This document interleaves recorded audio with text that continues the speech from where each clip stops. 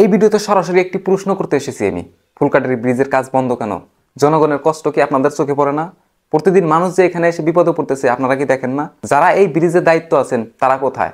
আফসোসের বিষয়, তাদেরকে ভোটের আগে দেখা গেলেও ভোটের পরে যেন উধাও হয়ে যান।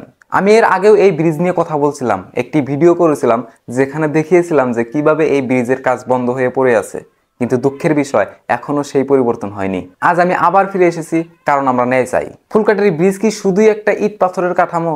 না, এই ব্রিজ আমাদের জীবনযাত্রার গুরুত্বপূর্ণ অংশ।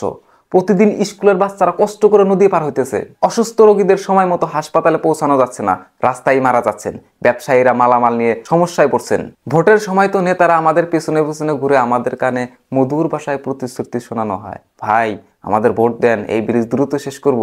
কিন্তু ভোট পেয়ে যাওয়ার পর সারা বছর নেই, কোনো খোঁজ নেই। নেতারা কি ভুলে গেছেন জনগণই তাদের নেতা বানিয়েছে? যাই হোক, এই সব বাদ দেন। আমাদের প্রশ্ন হলো, এই ব্রিজের কাজ কেন বন্ধ? প্রকল্পের টাকা কোথায় গেল? দায়িত্বপ্রাপ্ত অফিসাররা কি করছে?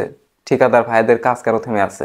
আমরা সবাই জানি এইসব প্রশ্নের উত্তর অনেকে ইগনোর করতে চাইবে, কিন্তু এই ভিডিওর মাধ্যমে আমি সবার সামনে তুলে ধরেছি এই ব্রিজের পিছনে যারা রয়েছেন তাদের জবাবদিহি করতে হবে। এই এলাকার একজন মা বলছেন যে আমার ছেলেকে স্কুলে পাঠাতে হলে প্রতিদিন নৌকা করে পার হতে হয়, আমার খুব ভয় লাগে। একজন কৃষক বলছেন যে আমরা ফসল নিয়ে বাজারে যেতে পারছি না, ব্রিজ না থাকে আমাদের কষ্ট হচ্ছে। কিন্তু আমাদের সবার প্রশ্ন হলো, এই কষ্টর দায় কারা? যারা এই ব্রিজের পেছনে রয়েছেন স্পেশালি তাদেরকে আমি বলতেছি, আপনারা কি একবারও এই মানুষের কষ্ট কথা ভাবছেন? মানুষ আপনাদের ভোট দেয় উন্নয়নের জন্য, প্রতিশ্রুতি পালন করার জন্য, কিন্তু আপনারা শুধু ভোটের সময় আসেন আর তারপর সারা বছর গায়েব।